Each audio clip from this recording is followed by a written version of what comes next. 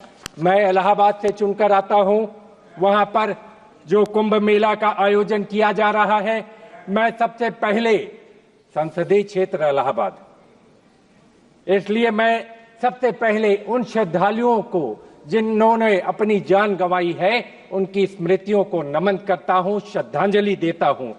और मैं एक चीज कहना चाहता हूं, जो लोग कुंभ मेला, अर्ध कुंभ और कुंभ को नहीं जानते, कि कुंभ की असली आस्था जो गांव में है, भक्ति के रंग में रंगल गांव देखा, धर्म में कर्म में सनल गांव देखा, अगल में बगल में सगल गांव देखा, अमावस्या नहाए चलल गांव देखा। मौनी अमावस्या का नहान कैलाश गौतम जी ने अपनी कविता के माध्यम से चरितार्थ किया है।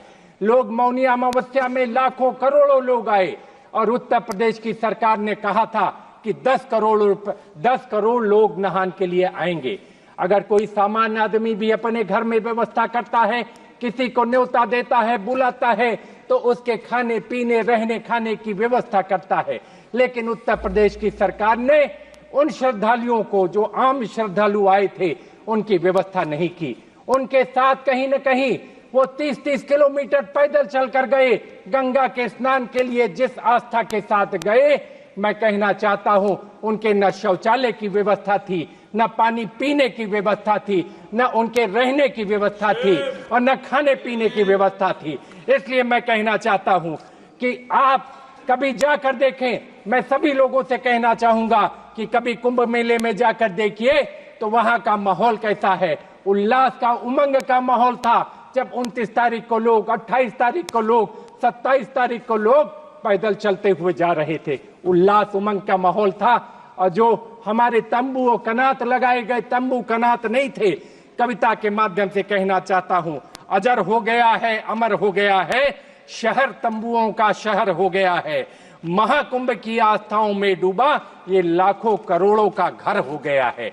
इस तरीके हमारा महाकुंभ का नगर बसा। उस नगर में सरकार ने जिस तरीके की व्यवस्था की, उसमें कहीं क्राउड मैनेजमेंट नहीं था। कहने को कहा गया 144 साल बाद संजोग बना जब अमृत पान करने के लिए लोगों को आपने बुलाया। आज तक बुलाया नहीं जाता था, पहली बार उत्तर प्रदेश की सरकार ने बुलाया, और बुलाने के बाद व्यवस्था राम भरोसे छोड़ दी और 3 जगह भगदड़ हुई। मैं कहना चाहता हूं, आज तक उत्तर प्रदेश की सरकार ये बतलाने को तैयार नहीं कितनी भगदड़ कितनी जगह पर हुई, कितने लोग मारे गए।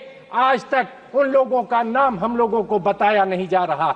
कितने लोग बिछुड़ गए अपने लोगों से, उनका नाम बताया नहीं जा रहा। कितनी गाड़ियां लावारिस खड़ी हैं। मैं कहना चाहता हूं, इसका मुख्य कारण क्या था? इस घटना का मुख्य कारण पॉन्टून के 30 ब्रिज बने हुए थे। पॉन्टून के 30 ब्रिज बने हुए थे और आज 27 तारीख से 30 के 30 ब्रिज, 15 आने के और 15 जाने के सारे ब्रिज को बंद कर दिया गया। एक ही मार्ग से आना था, एक ही मार्ग से जाना था। इस कारण ये व्यवस्था खराब हुई। मैं कहना चाहता हूं, जब आदमी इतनी दूर से चल कर आएगा 20-20, 30-30 किलोमीटर, तो वो उसी रेती में जाकर सो गया। एक तरफ सोते हुए लोग और एक तरफ चलता हुआ जनसैलाब। कहीं न कहीं जिला प्रशासन, कहीं न कहीं मेला प्रशासन, कहीं न कहीं पुलिस प्रशासन फेल हो गया। उत्तर प्रदेश की सरकार के दावे खोखले साबित हुए और आदमी इतनी बड़ी दुर्घटना घटित हो गई। मैं कहना चाहता हूं, ये वीआईपी मेला नहीं था, ये आम श्रद्धालुओं का मेला है, ये आम श्रद्धालुओं का महाकुंभ है। लेकिन जिस तरह वीआईपी गाड़ियों की हूटन लगी गाड़ियां, सायरन बजाती हुई गाड़ियां, संतों की वाणी उसमें खो गई। कहीं न कहीं संतों की आवाज को दब गई और हूटर और सायरन में लोग दौड़ते चले गए। इस दुर्घटना का अगर प्रमुख कारणों की जांच होगी तो एक बहुत बड़ा कारण है जिस तरह से वीआईपी लोगों की दौड़ लगी थी। वीआईपी लोगों को चिंता थी अपनी फोटो खिंचवाने की, फोटो अपॉर्चुनिटी लेने की। सरकार को चिंता थी इवेंट मैनेजमेंट कराने की, अपनी ब्रांडिंग करने की। लेकिन ये वो जगह नहीं थी। माननीय अधिष्ठाता महोदया, मैं कहना चाहता हूं, ये वो जगह नहीं थी। यहाँ आस्था का समुद्र था। लोग उस आस्था और विश्वास के साथ कि अब अमृत वर्षा होगी, उस अमृत का पान करेंगे। लेकिन लाखों लोग, हजारों लोग मर गए। आपने देखा होगा, वो दृश्य देखे होंगे कि किस तरीके से जेसीबी लगाकर लोगों का सामान उठवा कर फेंकवाया गया, किस तरह फेंकवाया गया। लाशों, आज भी कूड़े के ढेर में लाशें मिल रही हैं, लोग उठाने को तैयार नहीं है, लेकिन जबरदस्ती पुलिस वाले मार मार कर जो है लाशें उठवा रहे हैं। मैं कहना चाहता हूं, इसकी गहनता से जांच हो, इसकी गहराइयों से जांच हो और दूध का दूध पानी का पानी हो, और जो लोग जिम्मेदार हैं उनके खिलाफ कठोर से कठोर कार्रवाई हो। मैं आपसे कहना चाहता हूं, मैंने प्रेस और टेलीफोन के माध्यम से इसको पहले सचेत किया था कि मकर संक्रांति के बाद मौनी अमावस्या 4 गुना ज्यादा लोग आएंगे। 4 गुना ज्यादा लोग आए, लेकिन सरकार ने मेरी बात को अनदेखा कर दिया, हमारी बात को अनसुना कर दिया, और कहीं न कहीं वीआईपी के पीछे मेला प्रशासन, जिला प्रशासन, पुलिस प्रशासन भागता गया। वीआईपी लोगों ने उनको काम नहीं करने दिया, रोज के रोज फोटो खिंचवाने की होड़ लगी रही। मैं कहना चाहता हूं, इस मेले में भ्रष्टाचार भी हुआ, साल की लकड़ी का 300 करोड़ का घोटाला हुआ।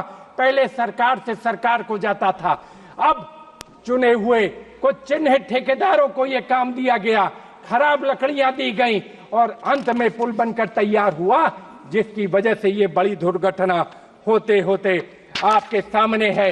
आज भी आंकड़े छुपाए जा रहे हैं, जो लोग मरे हैं उनके नाम नहीं बताए जा रहे हैं। इसलिए मैं आप लोगों से कहना चाहता हूं, इसलिए मैं आपसे कहना चाहता हूं, जेपीसी की मांग करता हूं कि संसदीय समिति के सभी सांसद जाएं और जाकर देखें कि ये दुर्व्यवस्था क्या है, अव्यवस्था क्या है।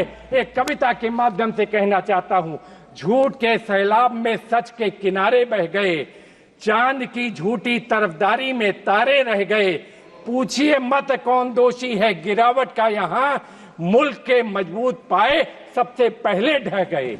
ये हालात है प्रयागराज के।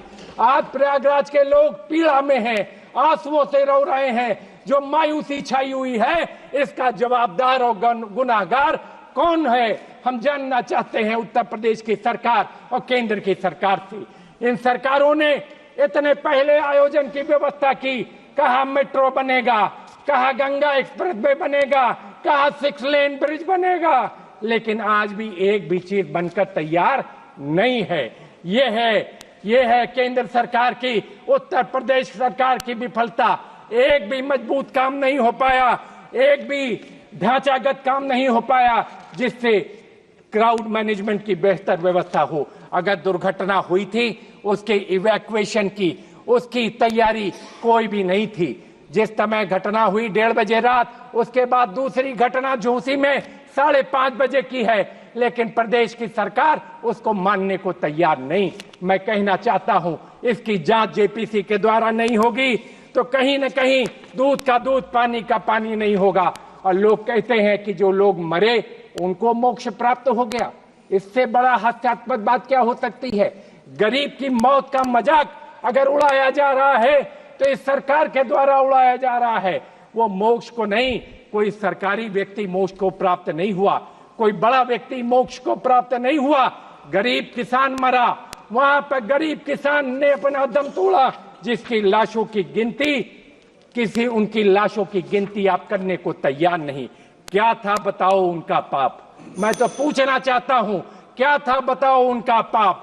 हाथ से नाकामियों गलतियों के बाद भी थपथपाते दिख रहे, अभी भी अपनी पीठ आप थपथपा रहे हो इतनी नाकामियों के बाद। इसलिए मैं आपसे कहना चाहता हूं, इसकी जांच होनी चाहिए।